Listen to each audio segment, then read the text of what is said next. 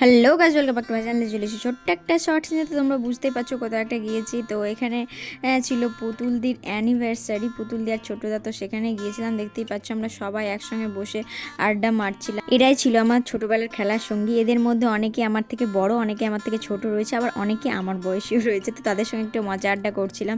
তো দেখতেই পাচ্ছ আমরা এই বেলুনটাকে নিয়ে একটু রিসার্চ করছিলাম সেটা কোন আকৃতির। দেখতেই পেলে বেলুনের রিভিউ দিয়ে আমি মার খেতে খেতে বেঁচেছি। তো তোমরা বুঝতে পারছো নিশ্চয়ই আমি কি বলেছিলাম। তো দেখতেই পাচ্ছ যে তারপর একটু আমরা আড্ডা দিতে দিতে দেখতেই পেলাম আমাদের সবুজ টপার সেখানে এসে পৌঁছেছিল।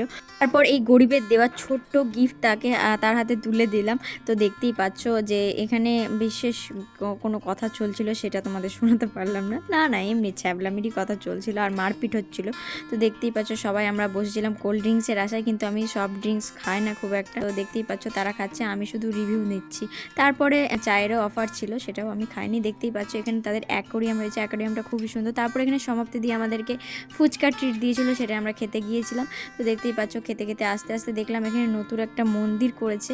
তো দেখতেই পাচ্ছ রাধাকৃষ্ণের মন্দির। তারপর পুতুলদির বাড়ি গিয়ে শ্বশুর বাড়ি গিয়ে সেই সারপ্রাইজ মুহূর্তটা দেখতে পেলাম। এইটা হচ্ছে সেই কেক, আর ডেকোরেশনটা খুবই সুন্দর হয়েছিল।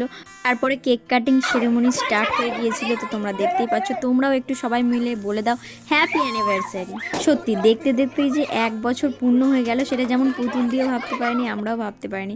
পুতুল দিয়ে স্ট্যাটাস দিয়েছিল। তো আমি চাইবো যে প্রত্যেকটা বছর তোমাদের যেন এত সুন্দর করে তোমরা সেলিব্রেট করতে পারো, আর আমাকে অবশ্যই ইনভাইট করো। তো জাস্ট জোক পার্ট। তো আমি চাইবো যে তোমরা একে অপরকে সঙ্গী করে সারা জীবন এইভাবে হাতে হাত রেখে সুখ দুঃখের সঙ্গী হয়ে যেন সবসময় পাশে থেকো, এই কামনা করি। তো তোমরা একটু তাদের জন্য প্রে করে নিও। তারপর আমরা কেক খেয়ে নিয়েছিলাম, দিদিরা কেক দিচ্ছিল। তারপর আর হঠাৎ সেখানে একটা দিদি বলে তুই কি ব্লগ করিস? তো হ্যাঁ, সেই নিয়েই কথাবার্তা হচ্ছিল আর হাসি ঠাট্টা। আর এই মোবাইলটা দেখে আমি তো জাস্ট চমকেই গিয়েছিলাম। সেই দিদিটাকে আমি লজ্জায় সাবস্ক্রাইবের কথাই বলতে পারলাম না, কতগুলো সাবস্ক্রাইবার, তোমরা আমাকে সাবস্ক্রাইবই করছো না, প্লিজ করে নিও।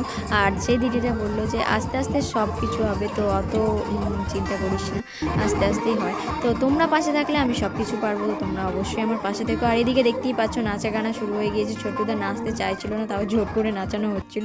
তো তারপরে দেখতেই পাচ্ছ এই ডগিটা খুবই ভয় পেয়ে গিয়েছিলো, তাদের সাউন্ডে যেহেতু একটু ভয় তারা পায়।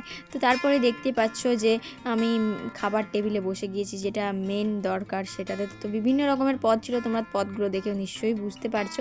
ভিডিওগুলো এডিট করতে করতে আমার আবার খিদে পেয়ে যাচ্ছে। আর তারপরে চাটনির সঙ্গে যে পাঁপড়ের কম্বিনেশনটা, এটা তো আমি খাবো।